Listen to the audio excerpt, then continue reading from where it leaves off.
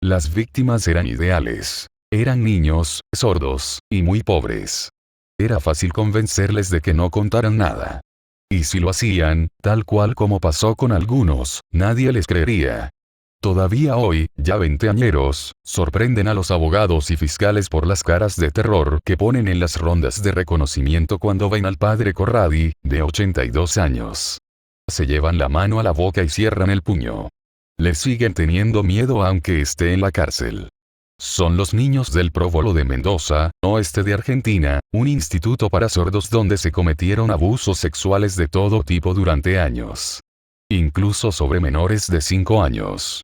Realizados en su mayoría por curas, en ocasiones con la ayuda de una monja que probaba a las niñas y niños para encontrar a los más débiles y entregárselos a los sacerdotes. Hay 6 detenidos y el centro cerró en diciembre. Ya ni la iglesia se anima a negar lo que pasaba allá adentro. Las violaciones y vejaciones eran de todo tipo. Una adolescente denuncia que fue encadenada y objeto de abusos por 4 personas a la vez. Se producían casi siempre en un altillo, en una sala a la que llamaban la casita de Dios. La policía encontró las cadenas y material pornográfico. Al subir las escaleras en una inspección, una víctima nos señaló una imagen de la Virgen y nos dijo: siempre que pasaba por aquí, la monja mala se persignaba. ¿Cómo podía ser tan hipócrita? Cuenta el fiscal del caso, Gustavo Estropiana, al que le cuesta dormir por las noches, tiene hijos menores, después de las cosas que escucha en la investigación. La monja ha sido detenida esta misma semana ante las pruebas contra ella. Varios testimonios coinciden. Primero, la monja Kumiko Kosaka golpeaba a los menores para probarlos. Los que se resistían, se salvaban. Los que eran sumisos terminaban siendo abusados, explica Sergio Salinas, abogado de varias víctimas y gran impulsor de la causa apoyado por su asociación, XUMEC. Una niña de 5 años, hoy adolescente, fue violada repetidamente por Corbacho, otro cura del Próvolo detenido. La monja la llevaba a la habitación del cura, a sabiendas, y un día le puso un pañal para disimular la hemorragia y poder llevarla al comedor.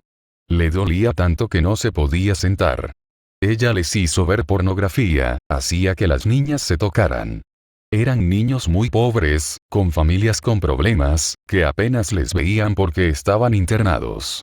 Además, los elegidos eran los que tenían más dificultades para comunicarse con sus padres, los que no conocían el lenguaje de signos, dice Salinas. Todas las víctimas e incluso los fiscales de la causa coinciden en una idea: la enorme responsabilidad de la iglesia en lo que pasó en el Próvolo. Sobre todo porque sabían hace muchos años quién era Nicolás Corradi. Y lejos de frenarlo, de denunciarlo a la justicia o de apartarlo de los niños, se limitaron a cambiarlo de ciudad o de país, donde simplemente cambiaba de víctimas, siempre niños sordos y pobres. Corradi llegó a La Plata, cerca de Buenos Aires, en 1986. Venía de Verona, donde había abusado presuntamente de otros niños sordos. Una grabación con cámara oculta a uno de los curas del Próvolo de Verona, hecha por unos periodistas italianos, muestra el sistema. Cuando había denuncias, el cura tenía que elegir: a casa o América. Todos optaban por lo segundo. En 2009, el caso de los abusos en Verona estalló públicamente. Hubo un juicio. Fue un gran escándalo. El nombre de Corradi apareció como uno de los peores abusadores. Pero ni en el Próvolo de La Plata, donde había estado, ni en el de Mendoza, que dirigía, hicieron nada. Los padres, muy pobres, no se enteraron.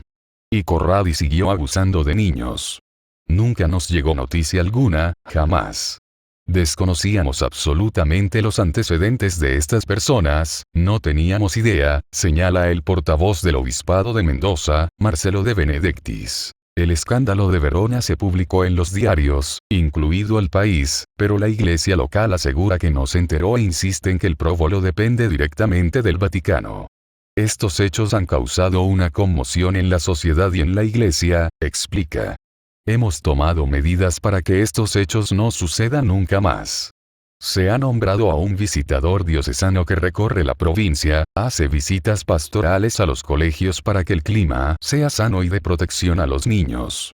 Todos los sacerdotes deben presentar una declaración jurada de su aptitud psicofísica, demostrar que puede trabajar con niños. El abogado y las víctimas, una veintena de momento, siguen apareciendo nuevos testimonios, que se animan a denunciar al ver en la televisión que los curas a los que tenía terror están encarcelados, no están solos. El fiscal cuenta la misma versión.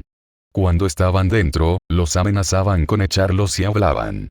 Hay que tener en cuenta que muchos de estos niños venían de villas miseria, el centro era como un hotel de lujo para ellos. Les decían que sus familias tendrían muchos problemas si decían algo. Cuando salieron, convivieron con miedo y vergüenza.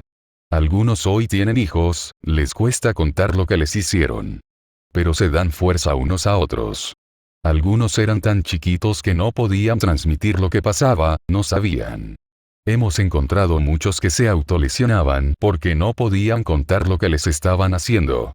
Ahora quieren hablar al verlos detenidos. Un chico que hoy vive en la provincia de San Luis nos dijo, si los dejan libres yo me mato.